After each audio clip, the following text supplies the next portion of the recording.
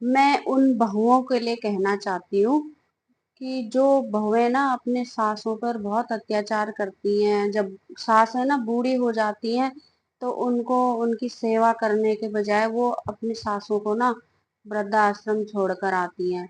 तो मैं उन बहुओं से कहना चाहूंगी कि अगर मतलब सास की जगह अगर तुम्हारी माँ होती तो क्या तुम उनको देखते नहीं बुढ़ापे में, उनकी सेवा नहीं करते क्या? तब भी तुम वृद्धाश्रम छोड़ के आती उनको। तो इसलिए मैं उन्हीं लोगों से कहना चाहती हूँ जो अपने सासों पर अत्याचार करते हैं, उनके साथ बुरा बर्ताव करते हैं। उनके लिए मैं कहना चाहूंगी कि जब जो ये सासें होती है ना, जब सासें होती है ना, तो घर का पूरा मतलब घर में पूरी छत्र छाया बनी रहती है। हमारे सर के ऊपर ना एक छत सी लगती है कि हाँ, हमसे ऊपर कोई है, हमसे बड़ा कोई है घर में।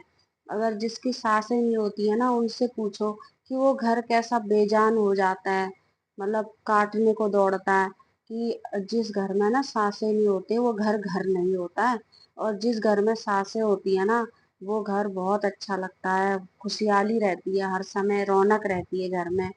और मैं उन्हीं बहुओं से कहना चाहती हूँ कि आप लोग ऐसा ना करें अपने सासों के साथ। जो सास होती है वो एक माँ के बराबर होती है। अगर उनको दुख है, तकलीफ है, तो उनकी सेवा करो, उनके साथ रहो, उनकी भावनाओं को समझो। और तभी तो आगे बढ़ता। अगर आज हम अपने सासों के लिए ऐसा करेंगे, कल के दिन हम भी तो किसी की सास बनेंगे ना। बनेंगे नहीं बनेंगे, एक दिन सबका ही आता है।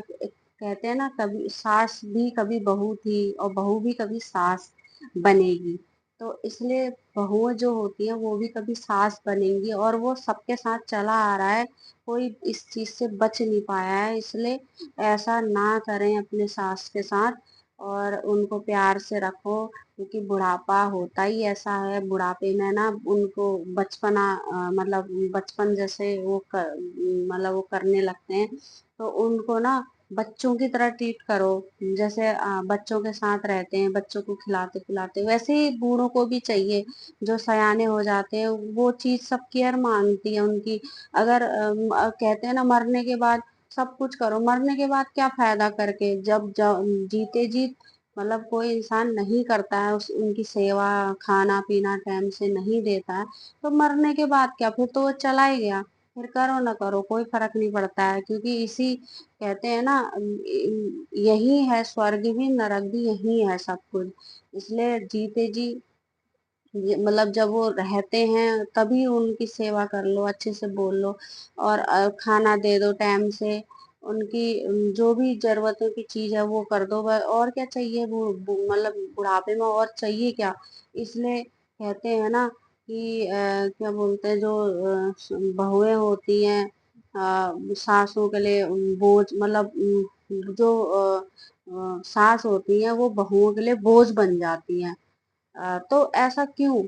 मतलब ऐसी सोच क्यों रखना है? अगर अपने माँ बाप होते तो क्या वो भी यही मतलब उस उनके बारे में भी यही सोचते कि वो मतलब हमारे लिए बोझ है बुढ़ापे में? अरे कोई भी जो तुमको पति दिया है ना, उसी सास ने तो दिया है। बड़ा करके उनको पाल ताल के पढ़ा लिखा के सब मतलब सब कुछ करके तो वो तुम्हें मिला है ना। ऐसे तो नहीं मिल गया होगा। क्योंकि जो उनको परवरिश दी होगी कि उसी सास ने तो दी होगी। ऐसा क्यों सोचते हो? इसलिए अच्छे से रहो। और अ, इसी में सबकी भलाई होती है और अपना पुण्य भी मिलता है। जितना कर सको सास ससुर के लिए उतना अच्छा है। तो मैं यही कहना चाहूंगी कि कोई भी बहुएं ऐसा ना करें अपने सास के लिए। उनको प्यार से रखें, अपने घर में रखें, अपने सामने रखें बुढ़ापे में।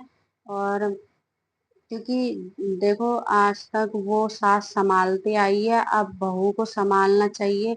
और यही इसी का नाम तो जिंदगी है।